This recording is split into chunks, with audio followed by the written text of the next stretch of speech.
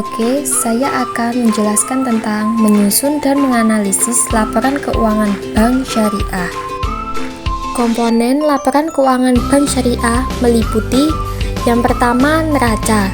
Neraca adalah laporan keuangan yang menunjukkan posisi keuangan bank syariah pada periode tertentu. Neraca terdiri dari aktiva, kewajiban, dan ekuitas. Aktiva bank syariah terdiri dari sumber daya yang dimiliki bank syariah seperti kas, piutang, persediaan, investasi, dan aset tetap. Kewajiban bank syariah terdiri dari hutang jangka pendek, hutang jangka panjang, dan beban yang masih harus dibayar. Ekuitas bank syariah terdiri dari modal saham, laba ditahan, dan lain-lain. Yang kedua, laporan laba rugi. Laporan laba rugi menunjukkan pendapatan, biaya, dan laba bersih bank syariah selama periode tertentu. Laporan laba rugi meliputi pendapatan bunga, pendapatan non-bunga, beban operasional, beban bunga, dan laba bersih. Yang ketiga, laporan arus kas. Laporan arus kas menunjukkan penerimaan dan pengeluaran kas bank syariah selama periode tertentu. Laporan arus kas meliputi arus kas dari aktivitas operasional, investasi, dan pendanaan.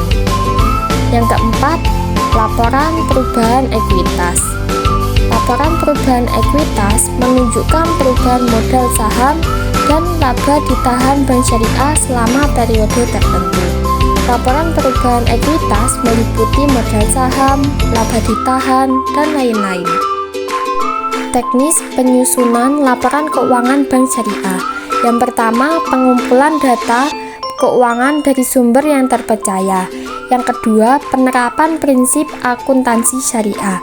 Yang ketiga, penerapan standar akuntansi keuangan.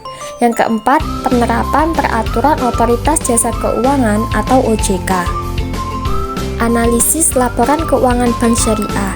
Yang pertama, analisis rasio keuangan seperti ROA dan ROE. Yang kedua, analisis tren pertumbuhan pendapatan.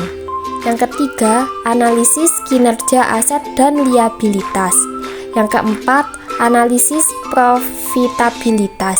Yang kelima, analisis risiko kredit. Jadi, kesimpulannya adalah yang pertama, menyusun dan menganalisis laporan keuangan bank syariah merupakan langkah penting dalam pengambilan keputusan bisnis.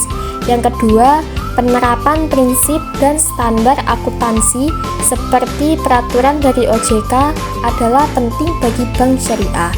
Yang ketiga, analisis laporan keuangan yang komprehensif dapat membantu bank syariah untuk meningkatkan kinerja dan pertumbuhan bisnisnya.